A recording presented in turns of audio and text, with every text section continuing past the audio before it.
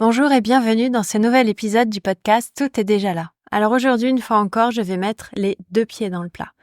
Tu as sûrement déjà entendu des personnes te dire ou dire à quelqu'un « Il ne faut pas utiliser la phrase « devenir la meilleure version de toi-même ». Ça met trop de pression et c'est culpabilisant. » Ou des personnes t'inviter pendant la Saint-Valentin à venir ouvrir le chakra du cœur, Anahata Chakra, avec des postures d'ouverture du cœur. Ou même à venir peut-être à des pratiques de yoga pour libérer tes émotions en faisant des ouvertures de hanches. Personnellement, certaines de ces phrases commencent sérieusement à m'agacer. J'échange beaucoup dans les formations sur le vocabulaire employé en tant que guide de yoga et je pense qu'il est important parfois de remettre les points sur les i dans cette session. Donc dans cet épisode, si comme moi tu aimes faire attention aux mots que tu utilises aussi bien dans ta transmission qu'au quotidien, ou si tu t'interdis parfois d'utiliser certaines phrases ou certaines expressions dans ta transmission ou en échangeant avec des proches, tu vas sûrement apprendre des choses ou être intéressé par ce que je vais te dire. Donc fais-toi une infusion, installe-toi confortablement et c'est parti pour ce nouvel épisode. Donc pendant cet épisode, je vais te partager à la fois mon expérience et mon point de vue sur certaines phrases, certains mots-clés, certaines expressions qui ont vraiment attrait au bien-être. Il faut savoir que c'est pas une liste exhaustive du tout. L'idée, c'est vraiment de te donner une base de réflexion pour que toi aussi, tu puisses derrière mettre en place un vocabulaire et avoir ce qu'on appelle un wording dans le milieu, mais avoir cette base d'échange qui soit vraiment en miroir de ce que tu ressens, de ce que tu as envie de transmettre et non pas de ce que tu sens comme pression extérieure d'utiliser ou non dans tes sessions de yoga. Et c'est très important parce que les personnes qui vont venir à tes pratiques, déjà, viennent pratiquer avec toi si tu es guide parce qu'ils aiment ta transmission. Et si tu pratiques régulièrement le yoga, quand tu vas voir ton ou ta guide, c'est sûrement que le vocabulaire que cette personne emploie, l'univers de cette personne te parle et te touche. Donc il y a aussi quelque chose qui est important dans cette façon de communiquer, de tisser du lien, qui se trouve dans l'utilisation du verbe et la vibration des mots. Et chacune a vraiment un univers personnel, une histoire personnelle. Donc je vais aussi t'expliquer et aussi peut-être te donner des exemples sur comment vraiment mettre ta personnalité et ton univers dans les mots que tu vas employer. C'est des choses qu'on creuse encore une fois beaucoup plus en formation et surtout en accompagnement individuel. C'est un sujet qui revient régulièrement parce que on se culpabilise parfois d'utiliser certaines phrases ou on ne se sent pas à l'aise avec. Et c'est des choses qui sont à questionner. Ça ne veut pas dire que tu vas utiliser ce avec quoi tu es pas à l'aise, mais en tout cas de questionner pourquoi tu es pas à l'aise avec certains mots ou peut-être certains concepts. Ça va te permettre de clarifier aussi les mots avec lesquels tu vas communiquer avec les pratiquants ou avec ton entourage. Donc déjà, la première question que j'avais envie d'aborder là et qui va peut-être te surprendre, c'est pourquoi ce podcast. En fait, aujourd'hui, j'avais vraiment envie d'utiliser ce vecteur de communication avec toi pour tisser du lien et parce que je suis beaucoup plus à l'aise avec la parole, avec l'intonation de la voix et aussi avec l'image. Finalement, je me suis rendu compte, puisque ce podcast est aussi disponible sur YouTube, si jamais ça t'intéresse, que à l'écrit. J'ai beaucoup plus de facilité à communiquer quelque chose par la voix que par l'écriture. Et ça m'a déjà questionnée, mais ça m'a pas vraiment surprise parce que j'avais déjà remarqué depuis que je transmets, mais aussi bien avant.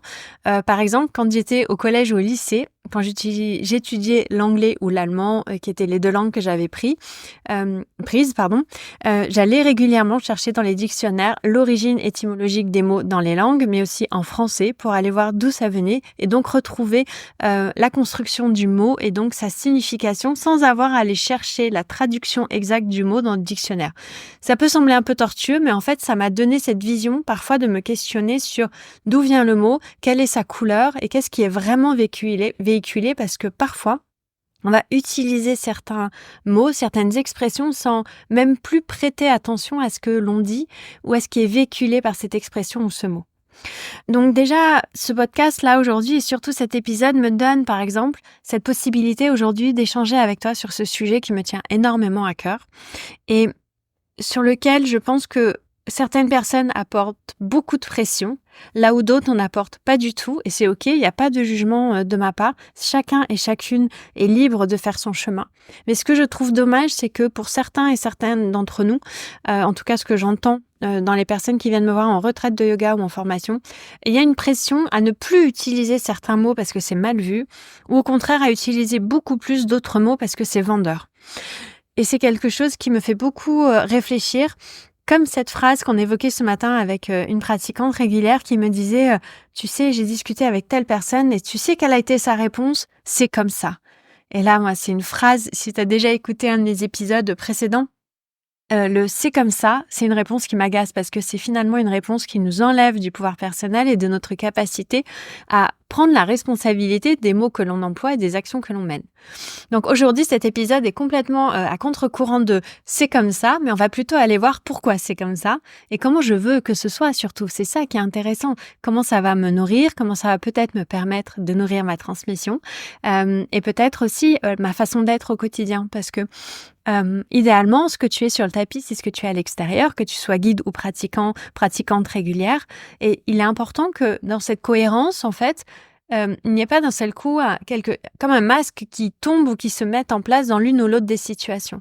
Je me rappelle de cette guide que j'aimais bien, mais ça me faisait toujours bizarre parce que dans le vestiaire ou dans l'entrée du studio de yoga, elle parlait tout à fait normalement. Elle nous disait bonjour, nous accueillait. Et dès qu'elle rentrait dans le cours de yoga, il y avait cette voix qui se mettait en place, qui se posait, un vocabulaire qui devenait beaucoup plus léger, beaucoup moins quotidien. Et ça m'avait toujours marqué de voir cette différence entre la personne qu'elle était en sortant vraiment littéralement de la salle de pratique et la personne dans la salle de pratique. Et c'est là où j'ai moi-même décidé de faire de mon mieux pour qu'il y ait le moins de différences possible, même si bien évidemment, quand je vais animer une session de yoga nidra ou un yin yoga, je ne rentre pas dans la salle en parlant comme je te parle maintenant. Je vais souvent ralentir le flot de mes paroles. Je vais souvent aussi prendre soin à ne pas avoir trop de variations élevées dans ma voix pour ne pas trop interpeller, pour que ce soit quelque chose qui soit très régulier et sur lequel le système nerveux peut s'appuyer sans surprise pendant toute la pratique. Mais il est important pour moi de m'assurer qu'il n'y a pas trop d'écart quand même entre les deux. Donc une fois cette question posée, cette explication que je te fais là sur pourquoi ce podcast et pourquoi surtout cet épisode, vraiment ce podcast, dans chaque épisode, je vais aborder avec toi des sujets qui me tiennent à cœur. Je vais aller interviewer des personnes qui me touchent. Je vais aller aussi te partager des pratiques que j'adore. J'ai pu précédemment te partager des rituels, des pratiques de yin yoga, de mantra. Et c'est vraiment, voilà, pour moi, vecteur dans la voix et dans la vibration, vecteur de lien et vecteur de possibilités.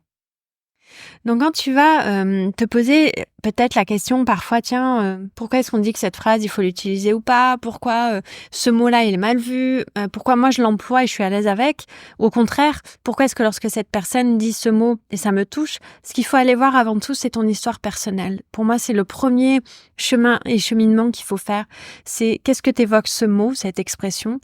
Pourquoi tu es à l'aise ou au contraire pas du tout à l'aise, c'est-à-dire en refus, en résistance totale par rapport à cette expression? Qu'est-ce qu'elle véhicule pour toi? Et dans cette histoire personnelle, est-ce qu'elle reste dans ton vocabulaire? Est-ce qu'elle est là parce qu'elle a toujours été là? T'as peut-être déjà remarqué, mais en tout cas j'ai déjà remarqué dans ma façon de parler, j'ai des expressions qui viennent de mes parents en fait, ou de mes grands-parents. Et parfois je les emploie et lorsque je les dis, je me dis tiens, ça vient pas de moi. Alors il y en a où je suis totalement ok de les redire parce que voilà, il y a cet effet... j'ai pas envie de dire Madeleine de Proust, mais rappel de ce qui a été, clin d'œil, voilà, de, entre guillemets, la lignée. Et puis en même temps, il y en a où des fois, je les prononce et je me dis, ouais, non, ça c'est pas moi, donc j'arrête. Donc c'est intéressant aussi quand on grandit, quand on mature, et aussi quand je suis devenue maman, de remarquer qu'il y avait des phrases ou des mots, des expressions que je voulais plus employer, mais qui venaient de mon histoire personnelle aussi. Il y a aussi eu une accentuation dans le fait de faire attention à certains mots et à certaines expressions que j'employais, notamment parce qu'aujourd'hui, je suis dans cette transmission de mère à fille et de fille à mère, puisque je pars du principe que ma fille me transmet autant que je lui transmets. On est vraiment dans un échange. Elle m'apprend énormément. Et dans les mots que j'utilise aussi, il y a cette conscience de vouloir lui expliquer la signification du mot, la signification originelle, mais aussi la signification contemporaine. Donc tu peux aussi voir dans ton histoire personnelle, je vais juste donner quelques expressions et je te laisserai aller voir, mais on va souvent dire, par exemple, il y a quelque chose que je supporte pas qu'on dise de ma fille, c'est ah, c'est une chipie. Parce qu'en fait, moi j'ai été voir un peu l'historique de cette expression et c'est pas OK pour moi. Il y a des phrases comme ça que je veux pas employer.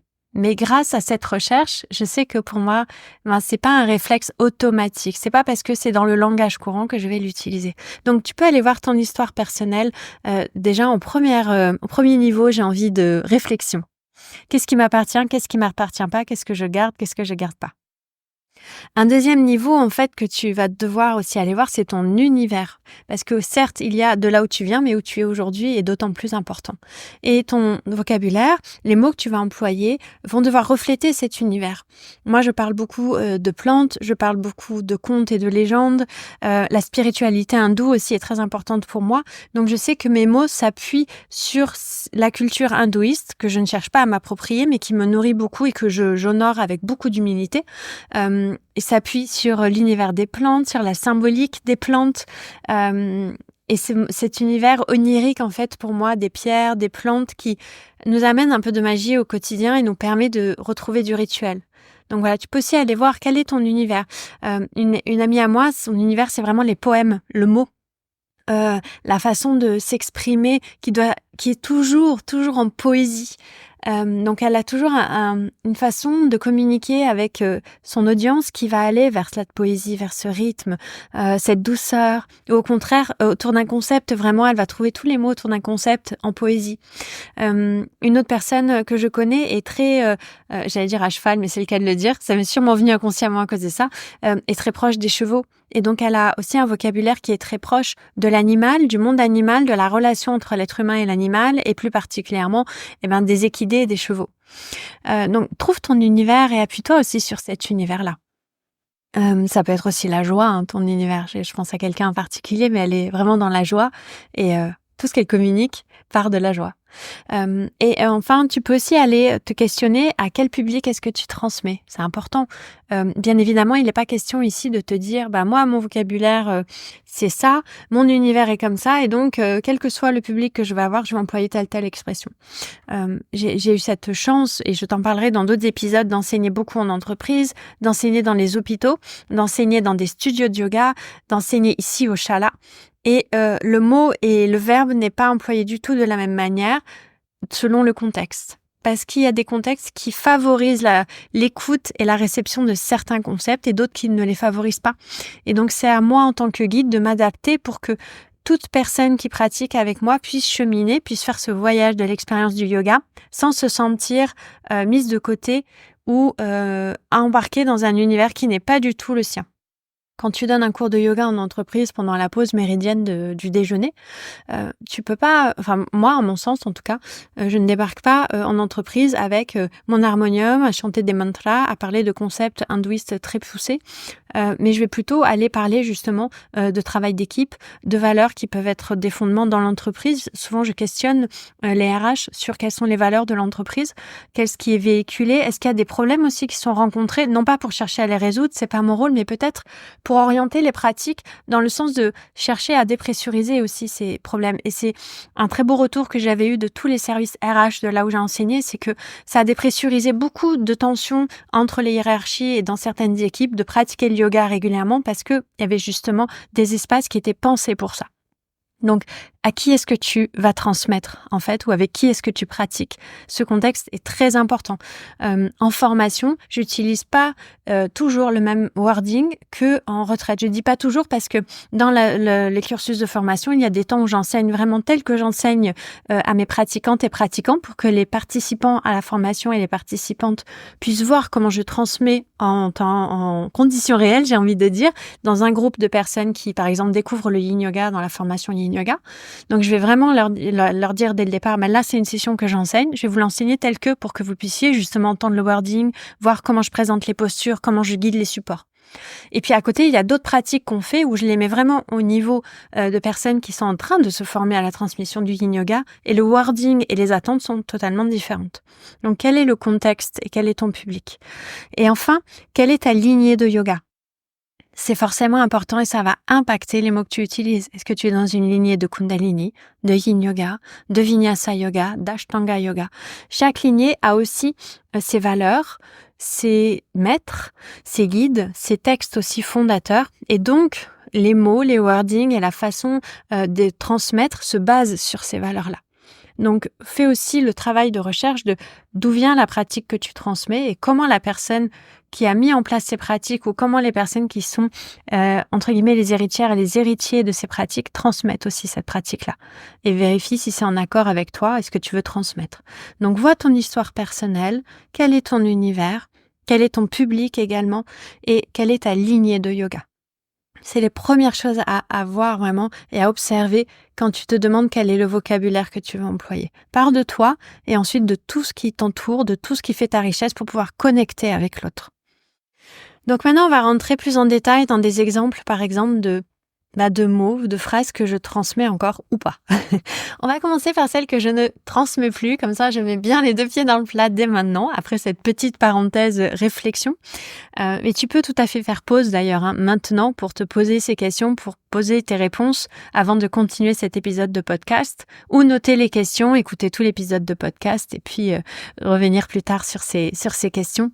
Hésite vraiment pas, comme toujours, à me partager soit en message direct, soit par mail, soit en commentaire, ce que tu retiens vraiment de cet épisode et ce que ça vibre pour toi. Parce que comme je disais, ce podcast, pour moi, c'est le biais le plus naturel pour communiquer avec toi et pour être en échange et en connexion avec toi. Mais c'est aussi, toujours très enrichissant de savoir que déjà qu'il y a des personnes à qui le sujet a parlé et aussi comment ça vibre pour toi.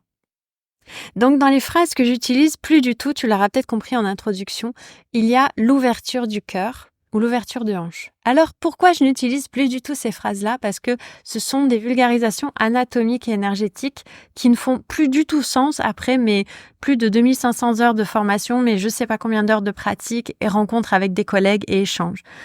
C'est de l'abus de langage, en fait, au niveau de l'ouverture du cœur et l'ouverture de hanche. Et je sais que si tu as suivi ma formation en yin yoga, tu souris sûrement parce que j'en parle, parce qu'on en abuse aussi beaucoup en yin yoga, comme on a le temps.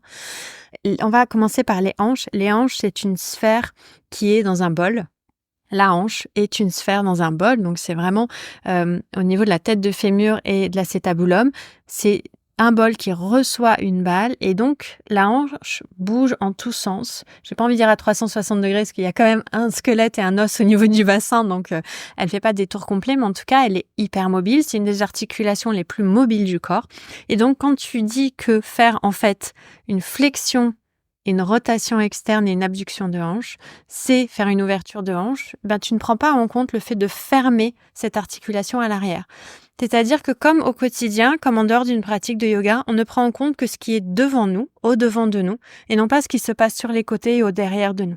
Et je trouve ça hyper dommage. Et souvent, ce que j'invite les élèves qui l'utilisent beaucoup, cette expression, et qui me disent « Oui, mais Anne-Gaëlle, quand on vend est-ce qu'on vend un atelier où on dit ouverture de hanche, les pratiquants comprennent de quoi on parle. Alors déjà, ils comprennent de quoi on parle, entre guillemets, parce qu'en fait, depuis des années, on leur dit que faire ce mouvement-là est une ouverture de hanche.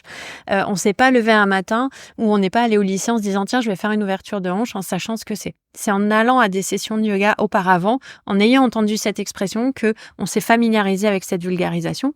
Et donc, on est à l'aise avec ce que ça pourrait signifier. Et comme il y a une espèce de consensus sur le fait que c'est ce mouvement, donc par exemple la posture du papillon en yin yoga ou de Baddha Konasana en vinyasa ou en hatha yoga, que c'est une ouverture de hanche, forcément les pratiquantes et les pratiquants pensent qu'une ouverture de hanche c'est ça. Sauf que, encore une fois, comme c'est un bol qui reçoit une balle, lorsqu'on ouvre entre guillemets d'un côté, on ferme de l'autre. Donc ce que je dis, donc mon point, c'est que si tu veux parler d'ouverture de hanche, il faut que tu bouges la hanche en tous sens. C'est-à-dire qu'il faut que tu expliques à tes pratiquantes et tes pratiquants, et toi dans ta pratique personnelle, il faut que tu mobilises ta hanche en tous sens. Donc aussi bien en abduction qu'en adduction, aussi bien en flexion qu'en extension, aussi bien en rotation externe qu'en rotation interne. Et là, entre guillemets, tu auras ouvert tes hanches, c'est-à-dire que tous les tissus qui enroulent ta hanche, qui l'englobent, qui la protègent, auront été sollicités en tous sens. Et là, tu as une sensation d'espace. Pour l'ouverture du cœur, donc du coup, tu l'auras compris, c'est la même chose. Énergétiquement, on a tendance à dire que le cœur est vers l'avant. Dans la cage thoracique, il y a Anahata Chakra, en fait, tout le haut du corps, des épaules, plus ou moins jusqu'au sternum, voire jusqu'au diaphragme, dans beaucoup de lignées, et Anahata Chakra. Mais sauf qu'Anahata Chakra, il est à l'avant, sur les côtés et à l'arrière. Il est au-dessus et en dessous. C'est une roue, c'est une sphère qui rayonne.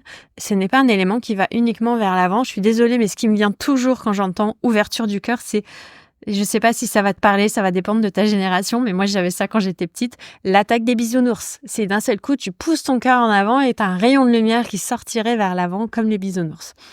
Non, en fait, l'ouverture du cœur, elle est très importante, bien évidemment, mais c'est une sensation et un point énergétique plus qu'un point anatomique. Donc ce n'est pas parce que tu vas aller en extension de colonne et en pousser tes scapulas l'une vers l'autre que d'un seul coup tu es dans une ouverture du cœur. Il faut aussi penser aux flexions latérales de colonne et à la flexion avant de colonne, mais aussi aux rotations, pour vraiment pouvoir dire qu'on a fait une ouverture du cœur. C'est-à-dire qu'on a permis déjà anatomiquement à tous les tissus d'être sollicités et on s'est connecté aussi à cet espace en toute direction d'un point de vue physique puis subtil, parce que tu peux les guider dans les postures pour aller de plus en plus dans le subtil vers Anahata Chakra, pour ressentir cet espace du cœur. Et on ne le travaille pas spécialement à la Saint-Valentin. Donc, ne pas utiliser cette expression permet aussi de se questionner sur comment présenter différemment cette possibilité de se reconnecter à cet espace sacré qui pour moi est un temple. Le cœur, Anahata Chakra, pour moi, c'est mon temple intérieur. Je le perçois comme ça, en tout cas personnellement. Je sais aussi que pour certaines de mes collègues, le temple intérieur, c'est le ventre, c'est Manipura Chakra et c'est OK. Mais en tout cas, pour se reconnecter à cet espace énergétique, il est important de pouvoir aller voir comment on peut l'aborder, comment on peut le présenter et surtout, en tant que pratiquant, comment on peut s'y reconnecter sans parler d'ouverture qui implique une fermeture. Dans ta façon de parler. Comment est-ce que tu peux, en fait, dire tout simplement se déposer dans l'espace du cœur? Accueillir le cœur. Aller faire l'expérience de sentir le cœur à l'arrière du corps. Parce que souvent, encore une fois, on pense beaucoup à ce qui est au devant de nous, mais pas à l'arrière de nous. Et pourtant, au derrière de nous, il se passe tellement de choses énergétiquement et physiquement. La colonne vertébrale est derrière nous. Et il faut prendre soin de cet élément-là aussi. Donc, toujours penser au corps en intégralité et dans tout cet espace. Donc ça, c'était mon premier exemple. Un autre exemple que j'utilise plus du tout, c'est la détox en torsion. C'est pareil, c'est un marronnier du yoga, mais dire que au mois de janvier, c'est bien de faire une détox et qu'il va y avoir des torsions en tous sens, debout, assise, couchée, pour pouvoir permettre au corps de se détoxifier est faux. Si les posture de rotation de colonne favorise en effet et apporte un soutien aux organes dans leur digestion et leur facilité à faire le tri, à expulser ce qui doit l'être, à conserver ce qui peut l'être. Ce n'est pas une détox du corps, à proprement parler. C'est un abus de langage à nouveau. Et je trouve ça, encore une fois, dommage de faire croire, entre guillemets, aux pratiquantes et pratiquants que parce qu'ils viennent à cet atelier, derrière, leur corps sera détoxifié ou en voie d'eux. En fait, derrière, le corps aura eu un moment de soutien supplémentaire pour digérer et pour pouvoir mieux peut-être passer certains moments qui peuvent être difficiles pour certaines personnes. Une autre phrase que j'utilise plus du tout, c'est le bien-être du yoga. Aujourd'hui, je vais parler davantage de mieux-être du yoga parce que déjà, le milieu du bien-être a pris une proportion énorme. Tu l'as peut-être remarqué si tu pratiques le yoga ou la sophrologie ou le qigong ou toutes ces pratiques en fait qui avaient pour vocation en effet d'avoir un état de bien-être qui était entendu aussi dans le sens de se questionner sur qui on est, d'amener aussi des réflexions plus personnelles et plus poussées sur là où on va, sur ce que l'on fait chaque jour, sur nos actions. Et aujourd'hui, le milieu du bien-être, c'est ce produit de consommation, on va se rendre dans un point B et finalement, on s'attend juste à entrer dans cet espace et en ressortir avec un état de bien-être. Et le problème du bien-être, c'est que c'est temporaire. C'est-à-dire que cette sensation de bien-être, tu vas l'avoir en sortant et puis elle va se diffuser petit à petit pour petit à petit s'estomper et disparaître. Alors que pour moi, l'état de mieux-être est vraiment une capacité pour nous de venir dans ces pratiques et dans ces espaces avec, encore une fois, une responsabilité personnelle qui va nous permettre, en fait, comment dire, de, bien sûr, d'avoir un bien-être parce que lorsqu'on bouge son corps en tous sens, lorsqu'on prend le temps de respirer avec un groupe de personnes conjointement, lorsqu'on partage cet instant dans une pièce avec un groupe de personnes, on se sent mieux après. Donc, c'est forcément du bien-être. Mais on y vient parce que on veut que ça continue au-delà. Et on veut avoir les ressources pour pouvoir le faire au-delà du tapis. On veut pas avoir ce shot de bien-être. En fait, il faut aller au-delà et se dire, pour moi, le yoga, en tout cas, c'est une pratique de tous les jours constante, vraiment au-delà du tapis. Les asanas prennent de moins en moins de place dans ma pratique personnelle. Je les conserve pour pouvoir rester en assise, pour chanter les mantras, pour pouvoir respirer de façon plus fluide, parce qu'il y a des moments aussi dans le mois où j'ai besoin de ces asanas et de ces postures. Je sens que mon corps, ça le soutient, mais je ne le pratique plus comme j'ai pu le faire avant, comme le centre en fait de ma pratique, d'où partait le reste. Et c'est beau aussi de voir ça évoluer. Mais questionne aussi le bien-être du yoga. On n'est pas là pour donner du bien-être, en fait. Bien sûr, j'ai lu la dernière fois une personne qui postait un post très intéressant en disant « Mais te prends pas la tête, en fait, sur est-ce que tu es légitime ou pas, est-ce que vraiment tu peux faire ça ou pas ?» Parce que les personnes vont venir avant tout pour se sentir bien à tes sessions et non pas pour savoir si tu es légitime ou pas. Et c'est vrai dans un sens. Il faut dédramatiser, il faut y aller, il faut se lancer, il faut faire. C'est vraiment en transmettant que tu vas grandir dans cette transmission.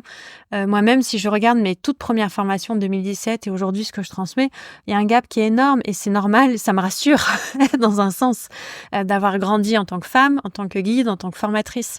Mais pour autant, je pense qu'il faut quand même faire un peu attention aux mots qu'on emploie. Et donc, ça me fait rebondir aussi sur cette phrase « Le yin yoga est une pratique douce ».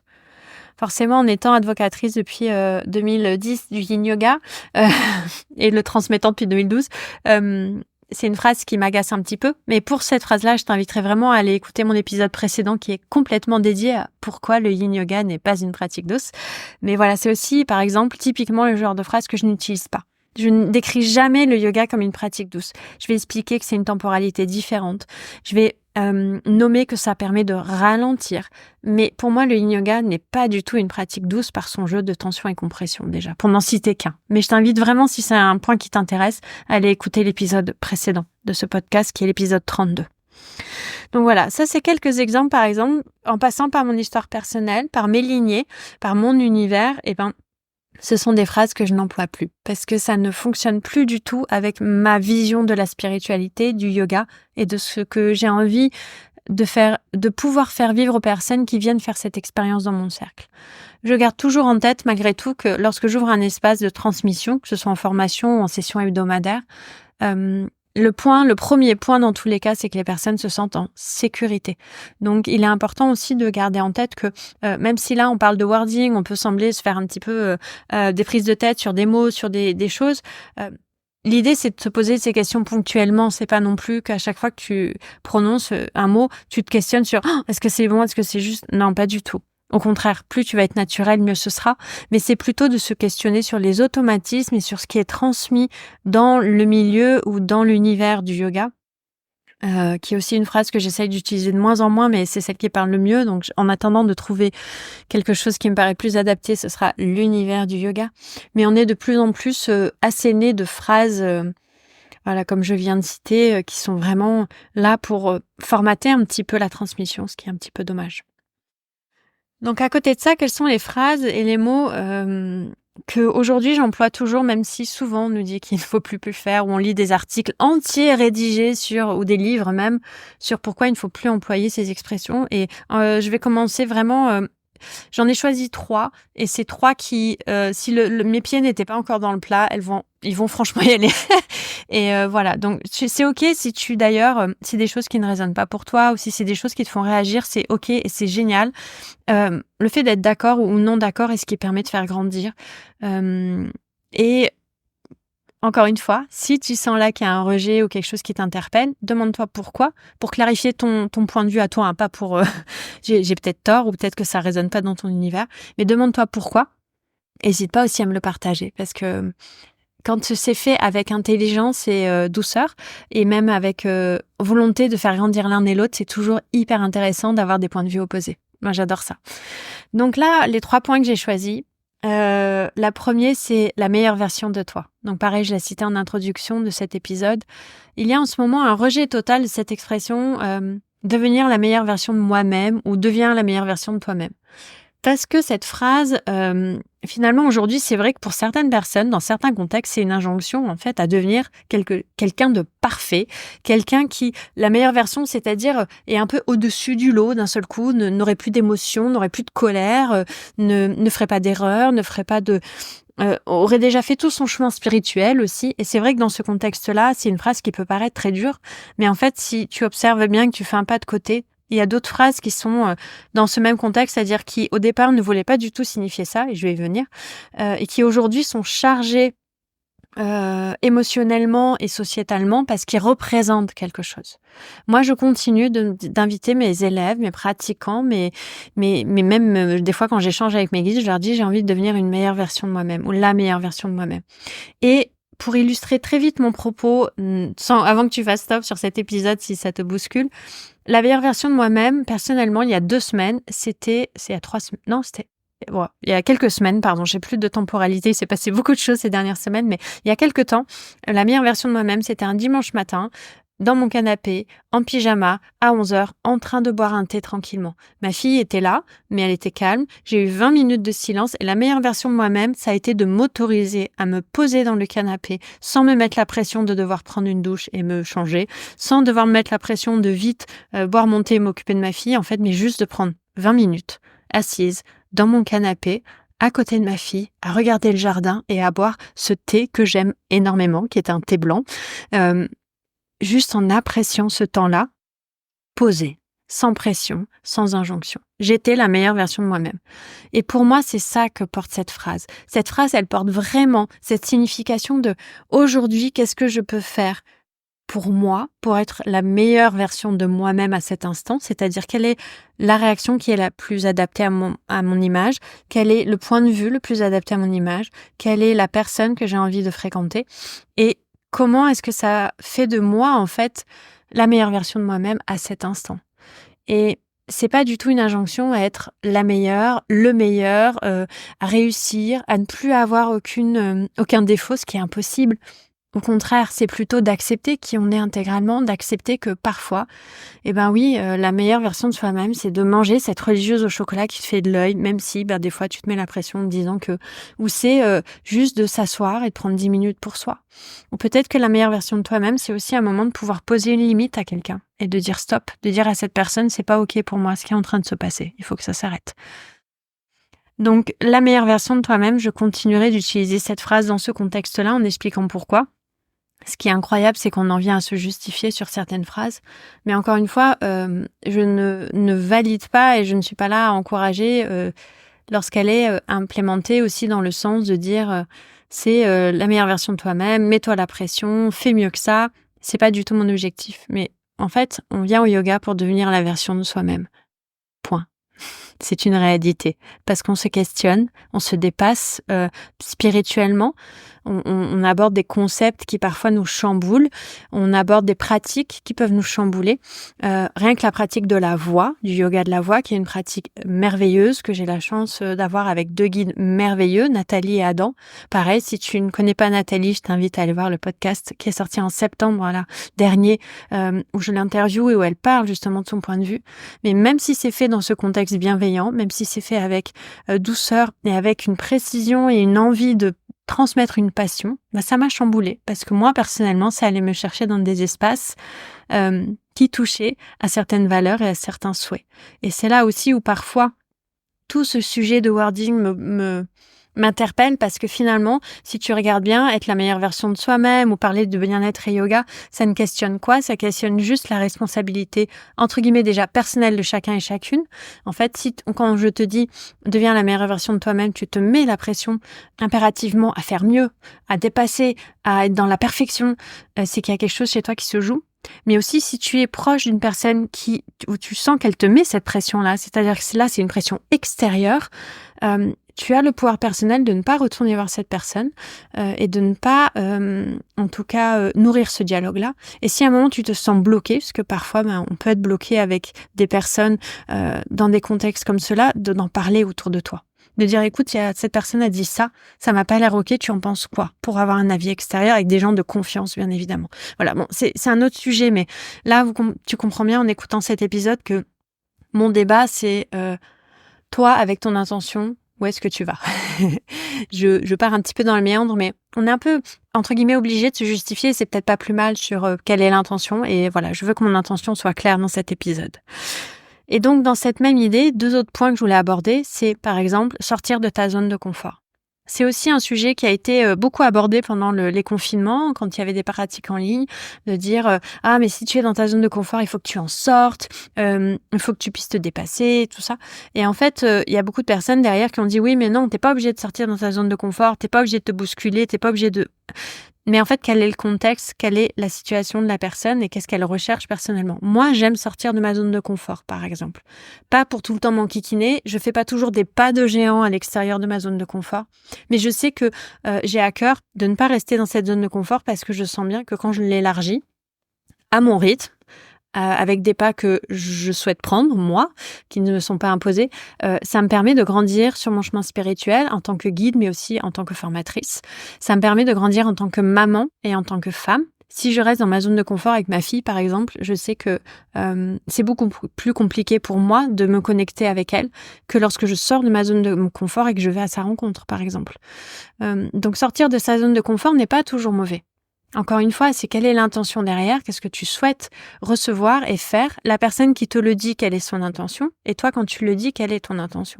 Moi, j'aime bien dire à mes élèves régulièrement, sors de ta zone de confort. Et parfois, c'est de décaler en yin yoga le bloc de quelques millimètres ou quelques centimètres. Parfois, c'est en vinyasa, d'essayer de relâcher les épaules et de mettre son attention uniquement sur cet espace-là pendant la pratique. De sortir en fait dans sa zone de confort pour faire l'expérience de quelque chose de différent. Ce qui ne veut pas dire, encore une fois, que c'est un pas de géant ou que ça doit être un changement énorme qui va bousculer le système nerveux, qui va bousculer le corps. Mais en tout cas, sortir de sa zone de confort nous permet de grandir. Moi, j'en suis vraiment convaincue aujourd'hui et j'ai pas envie de dire je le promeus, mais je le vis en tout cas dans mon expérience personnelle. Mais maintenant, il y a des moments de vie où c'est juste et des moments de vie où ça l'est pas. Une personne qui est dans un trauma, ou si tu as un public trauma, par exemple lorsque j'ai enseigné auprès de femmes battues qui venaient de quitter un foyer de violence conjugale, je ne parlais pas du tout de quitter sa zone de confort. C'était pas le propos et c'était pas le sujet en fait. Elles étaient pas là pour ça. Elles étaient là pour autre chose. Donc encore une fois, utilise ton bon sens aussi pour accueillir et pour faire l'usage du mot qui est juste dans le contexte dans lequel tu es. Et le public que tu as en face. Et la dernière phrase que j'ai gardée de côté, que j'utilise encore aujourd'hui, et que j'aime beaucoup, et je sais que ça énerve beaucoup de gens, et c'est la bienveillance. Moi, je suis désolée, ce mot, je l'aime beaucoup. Bienveillance, c'est veiller au bien d'autrui. Je ne vais pas arrêter de dire que je suis bienveillante ou que je veille au bien d'autrui, parce que ce mot a été galvanisé, a été galvaudé, a été beaucoup trop utilisé, en fait. Et que parfois, moi-même, j'en ai fait l'expérience. Il y a des personnes qui sont venues en me disant « je te le dis avec bienveillance », mais et qui derrière te bousculent vraiment un peu fort ou te disent quelque chose qui est blessant sous couvert de bienveillance. C'est pas mon propos, encore une fois. Mais en tout cas, je sais que moi, j'aime rappeler aux personnes qu'il faut faire preuve de bienveillance envers soi-même déjà. C'est-à-dire qu'il faut être capable de veiller à son bien-être pour pouvoir s'occuper du bien-être de l'autre, mais qu'il faut aussi, dans cette idée-là, aller en extension, faire preuve d'observation de la bienveillance envers l'autre pour que lui ou elle puisse aussi être le reflet de cette bienveillance. Enfin, je ne sais pas comment exprimer ça là, ça me vient plus, je ne sais pas pourquoi. Mais c'est bien. Mais en tout cas, voilà, la bienveillance, pour moi, c'est ce concept et c'est ce point clé de nous rappeler qu'on est humain. C'est une partie de notre humanité, en fait. Si on ne fait pas attention à l'autre, si on ne veille pas au bien-être de l'autre et à son bien-être, à son mieux-être, à sa santé, à sa sécurité, qu'est-ce qu'on est en tant qu'humain, en fait? Et aujourd'hui, je trouve que cette question se pose beaucoup. Alors oui, encore une fois, c'est un mot comme bien-être qui a été utilisé à tort et à travers et repris dans beaucoup de sujets, mais en fait, je pense que c'est pas parce qu'il y a beaucoup de personnes qui ont détourner quelque chose qu'en tout cas les personnes qui veulent bien faire doivent s'interdire de continuer justement à porter la belle signification de ces expressions-là ou de ces mots-là. Ça serait peut-être mon mot de la fin en fait par rapport à ça.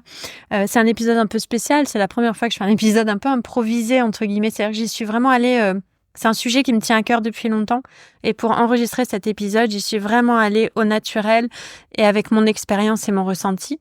Donc j'espère qu'il n'est pas parti trop par monts et par vaux par moment, que tu es toujours là. Mais en tout cas, le mot de la fin pour moi ce serait ça, c'est quel est le contexte dans lequel tu utilises cette expression ? Quel est ton univers est aligné et surtout, qu'est-ce qui est juste pour toi dans ton intention ? Dire à une personne, mais sois bienveillante envers toi-même, n'est pas abominable. Dire à une personne, mais peut-être que tu peux sortir un petit peu de ta zone de confort et aller voir ce qui est de l'autre côté. Typiquement, j'ai une personne qui me parlait elle était très attirée par le fait de changer de travail, de changer d'activité. Et cette personne, ça lui créait des grandes résistances.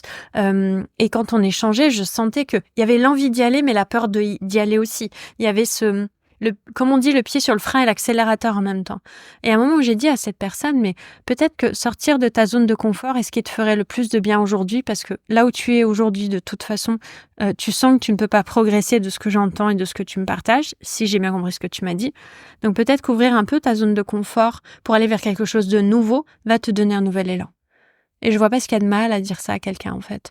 Parce que c'est fait avec bienveillance, bim, j'en rajoute une couche. Mais en tout cas, restons nous-mêmes et restons dans la responsabilité personnelle des mots que nous employons, dans la beauté du verbe. Je suis la première à demander à ce que, et tu l'auras compris d'ailleurs dans les mots que j'utilise plus, ouverture du cœur, ouverture de hanche, la vulgarisation à l'extrême nuit énormément à notre transmission, pas que dans le yoga, dans tout, on est souvent malheureusement dans cet espace où tout devient vague parce que tout est vulgarisé en fait. Donc on est yogi parce qu'on fait 1 heure de yoga par semaine par exemple. Non.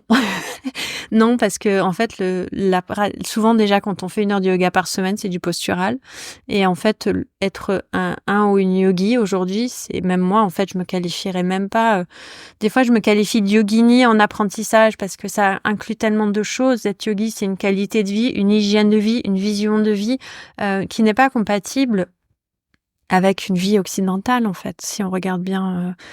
Par contre, ça n'empêche pas d'aimer le yoga et de pratiquer le yoga. Mais voilà, la vulgarisation et la simplification à l'extrême nous amènent vers quelque chose qui reste vague, qui peut être employé en tous sens. Donc, mon mot de la fin serait celui-ci.